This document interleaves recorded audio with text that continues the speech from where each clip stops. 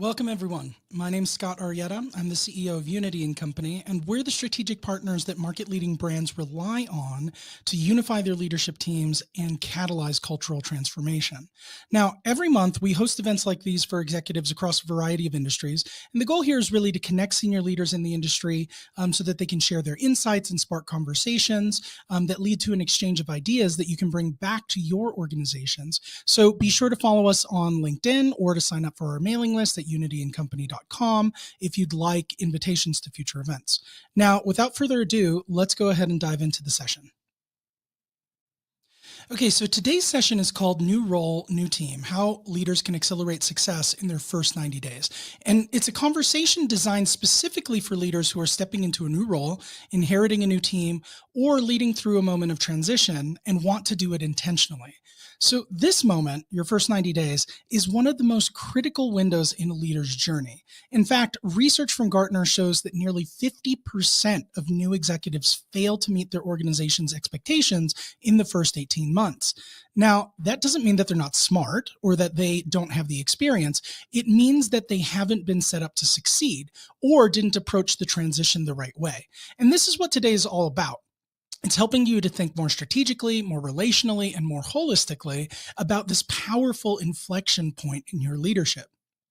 So we're going to blend some insights from some of the most respected thought leaders in the field, including Michael Watkins, who wrote The First 90 Days and built the foundational roadmap for leadership transitions, Amy Edmondson, a Harvard Business School professor whose work on psychological safety will help you to build trust early with your new team, and Edgar Schein, whose decades of research on organizational culture will help you to understand the invisible forces that make or break transitions.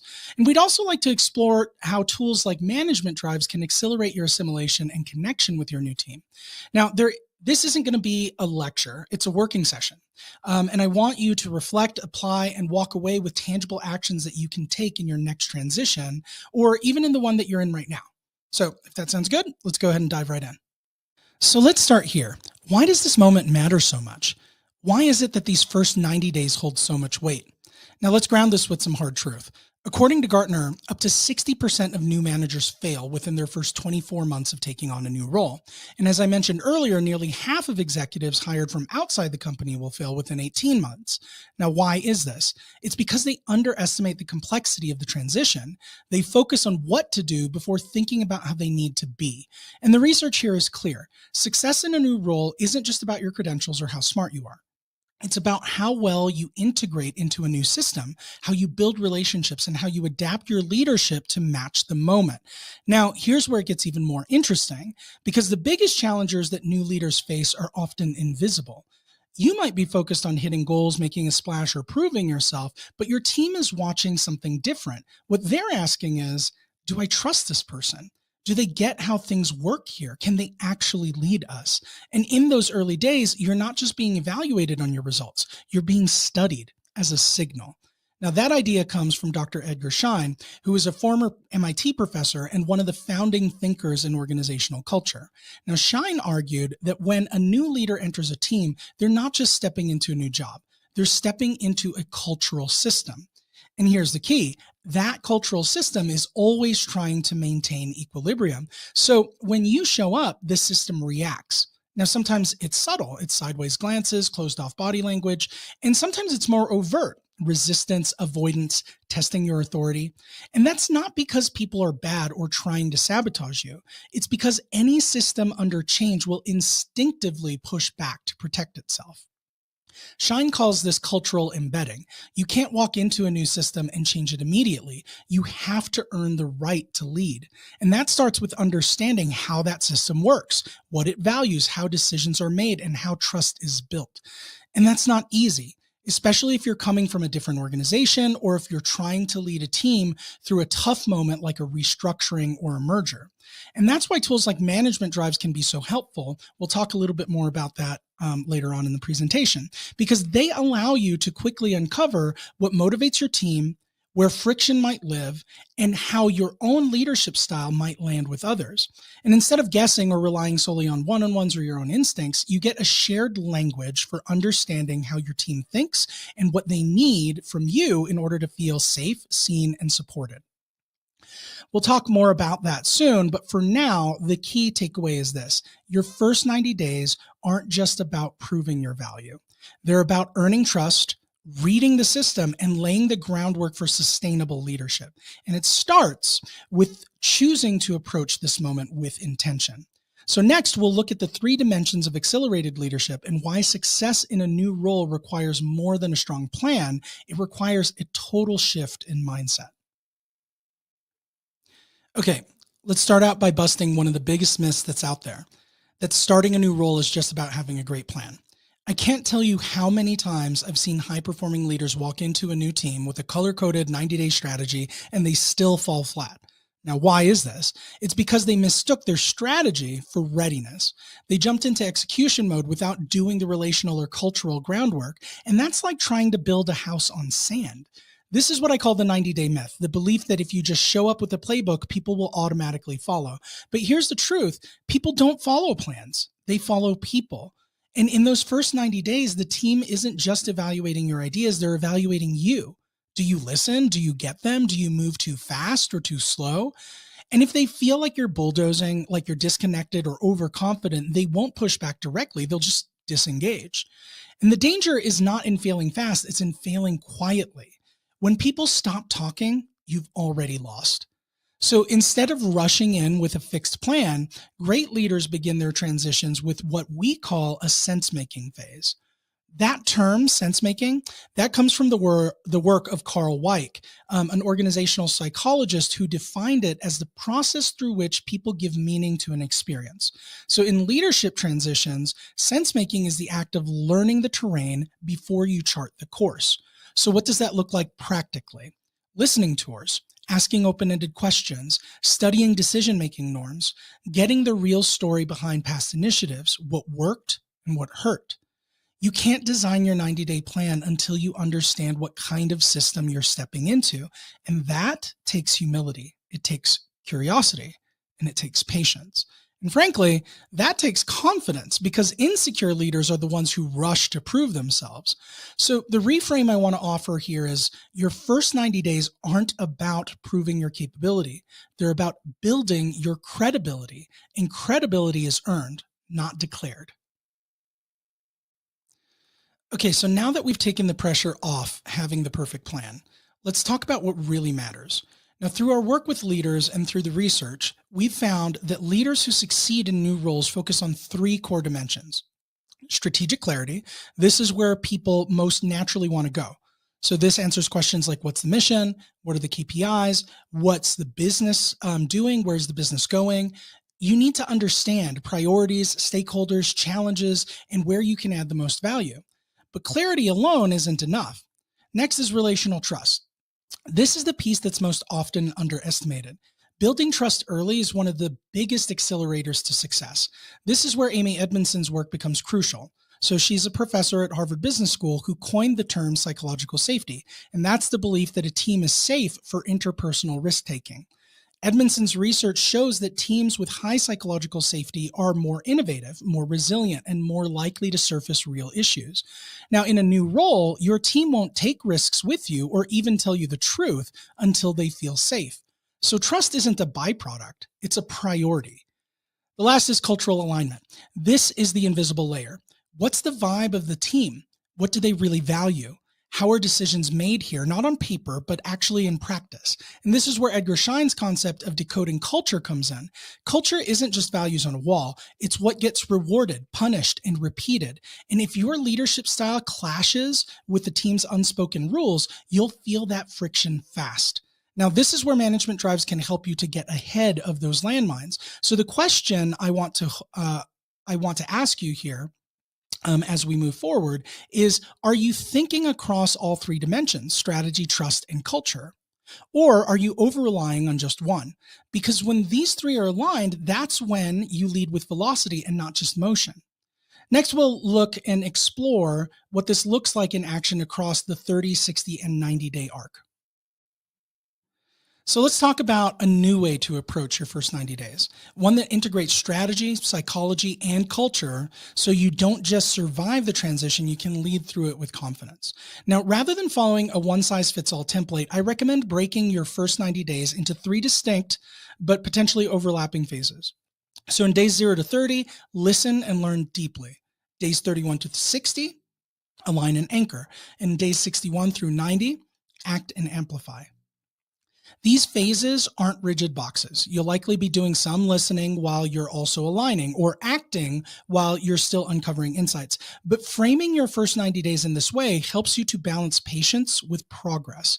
Now, we're going to walk through each of these phases, and as we do, I'll show you how to embed psychological safety, cultural insight, and strategic clarity into the DNA of your onboarding. So let's start with the first phase, days 0 to 30, which is listening and learning deeply.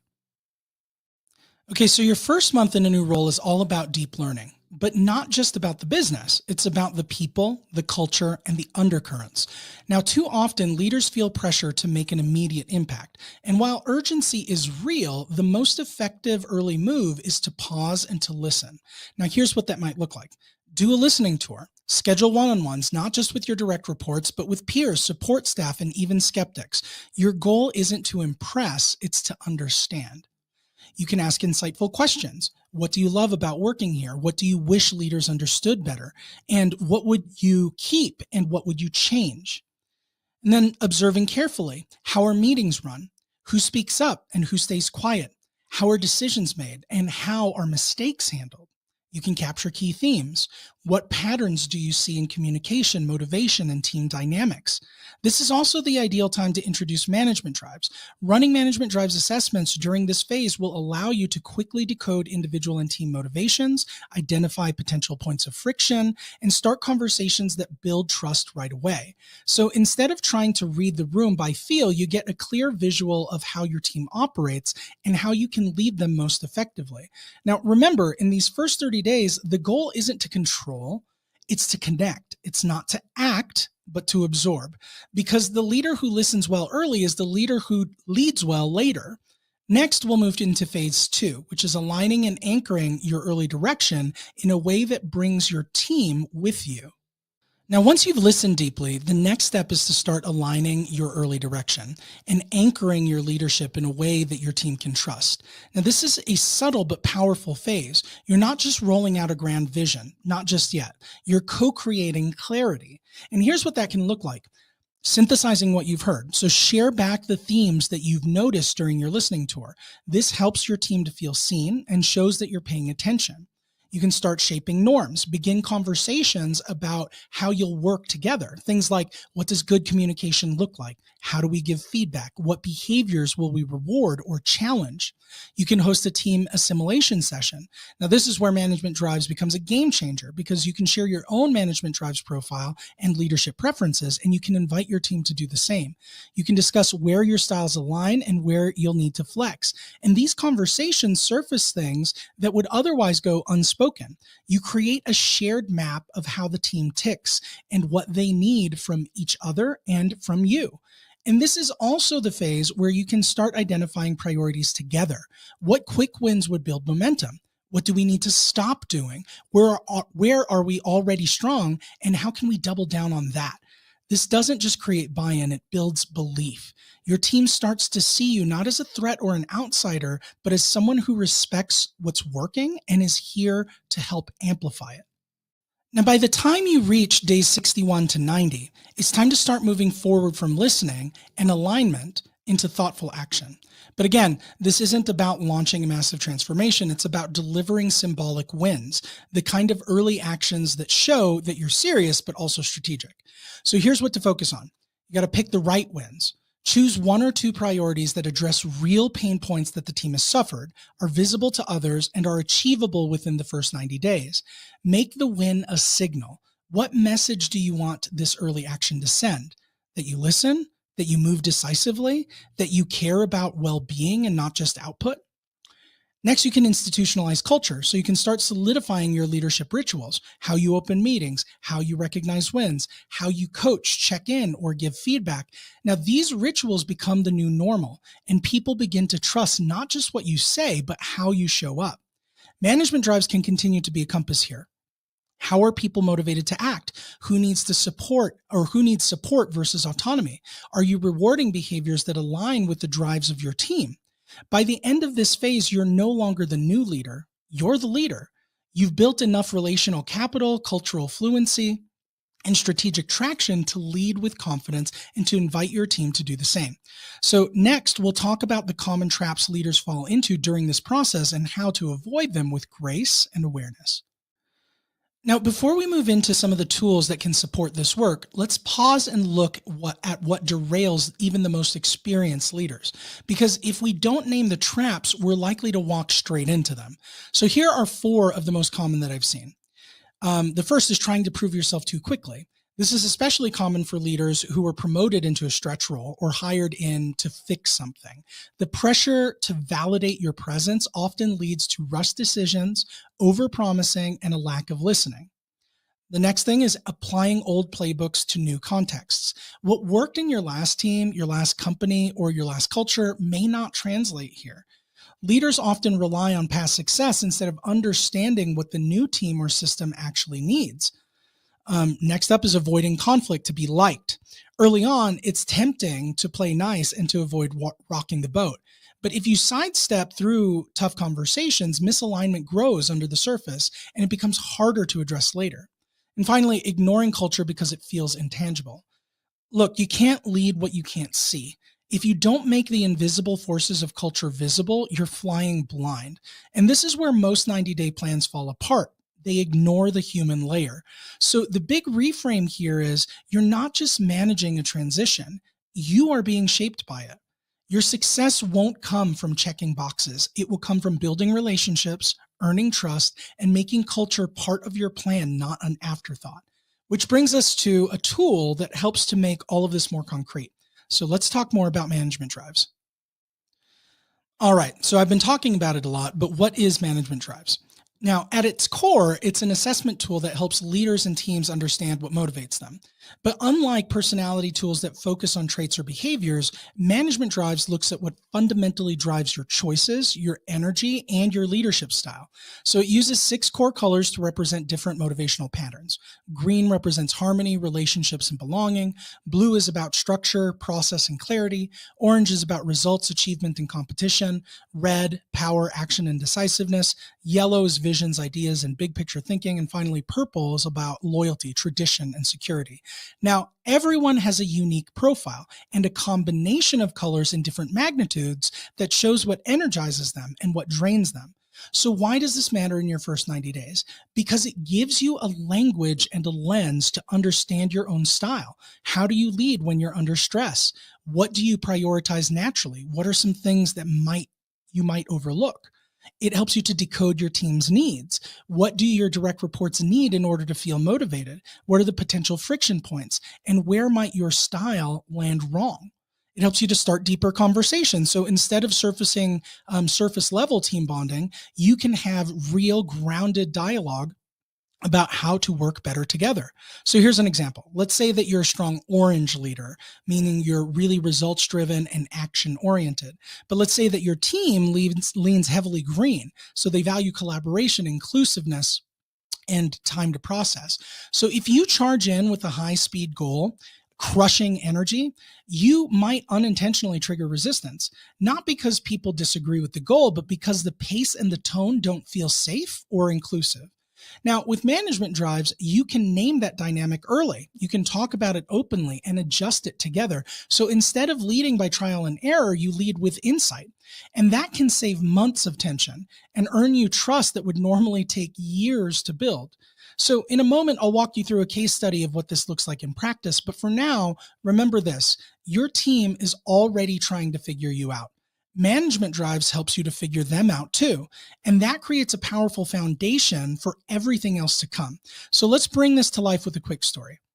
So a few months ago, we worked with a new VP who had just stepped into a leadership role at a fast-growing tech company. And it was a classic challenge. The team was under pressure, morale was low, and the last leader had exited abruptly. And so instead of rushing in with a turnaround plan, this new VP took a different approach. She started with curiosity. She launched a listening tour. She met with every team member individually, asked open-ended questions, and took really careful notes. But she didn't stop there. She also brought in management drives. And each team member completed the management drives assessment, and the results were really eye-opening. Several key players were deeply green, so very relationship-driven, motivated by harmony. But the VP herself was a high red and orange. So she was fast-moving, goal-oriented, and action-biased. And this explains some of the tension that she felt early on. I mean, in her words, she said, "I thought that they were resistant, but really they were relational. They needed to feel seen before they could buy in." So she shifted her approach. She slowed down to build trust. She gave more space for collaboration. She acknowledged the emotional fatigue that the team was carrying. And within the first 30 days, something shifted. The team started to lean in. They reopened conversations that had been stuck. One of them was really skeptical and said, "This is the first time that I've felt hopeful in months." By 60 days, they were aligned around a new set of priorities and executing together. So what changed? Not just the strategy, the energy, the trust, the dynamics. And it all started with understanding what was driving the team underneath the surface. Now that's the power of management drives. It moves you from guessing to knowing, from tension to trust, and from hesitancy to cohesion. Okay, so let's bring this all together. Here's your invitation. Start building your own 90-day planning canvas. Not a rigid checklist, but a living, breathing framework that helps you to lead with intention across the three dimensions that we talked about: strategy, psychology, and culture. And here are a few prompts to help you get started. So in day 0 to 30, the listening and learning phase, what's your stakeholder map? What themes are emerging from your conversations? Where can management drives give you deeper insights into team dynamics?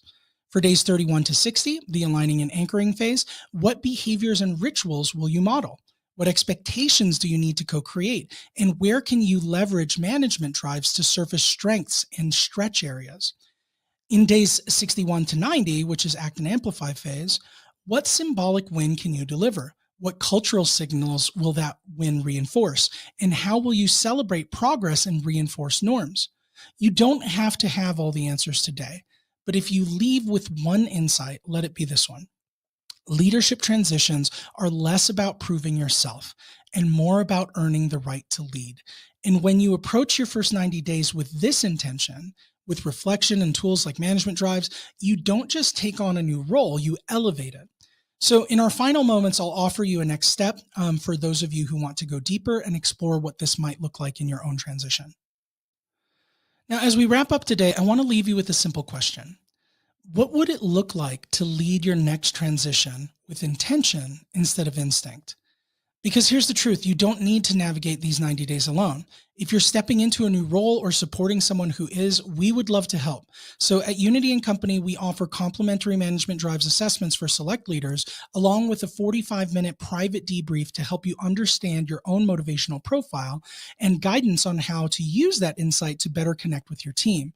Now, this isn't a sales pitch, it's an invitation to reflect, to reset, and to start strong. So if you're interested, just reach out to us using the contact information on this slide after the session, and we'd be honored to help support you in your leadership journey. A couple of other things that we'd like to offer you as we close. Now, if you are the only person to attend this presentation from your organization and you wish that you weren't, just reach out to us and we'll be happy to do an encore presentation for others in your organization. And if something that we talked about today sparked your interest and you're interested in understanding how we could potentially partner together in the future, we'd also love to spend some time connecting with you so that you can understand, or so that we can understand your needs and share more about our capabilities. Thank you again for your time and your curiosity and your commitment to growing as a leader. So let's finish with a quote that captures the heart of this work. When you enter a new system, you become a part of that system. Change it too fast and you're the intruder, but learn it deeply and you earn the right to lead it. Transitions aren't just about speed. They're about timing, empathy, and earning the right to lead. Thank you again, and I hope that the next 90 days become your strongest